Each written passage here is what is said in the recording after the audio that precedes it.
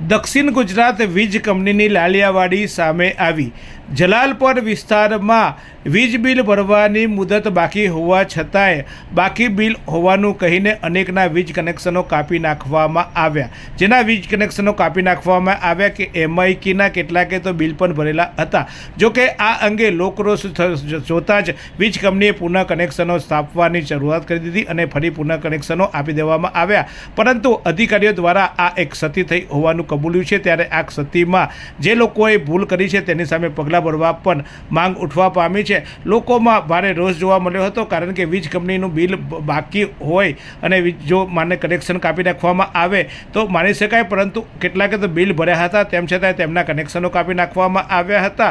તો બીજી તરફ હજુ તો વીજ બિલ ભરવાની અંતિમ તારીખ 11 છે, પરંતુ તે પહેલાં પણ કનેક્શનો કાપી નાખતા લોકોમાં રોષ જોવા મળ્યો હતો. જોકે હાલ ફરી વીજ કંપનીએ કનેક્શનો પાછા ચાલુ કરી દેતા હાશકારો અનુભવાયો હતો.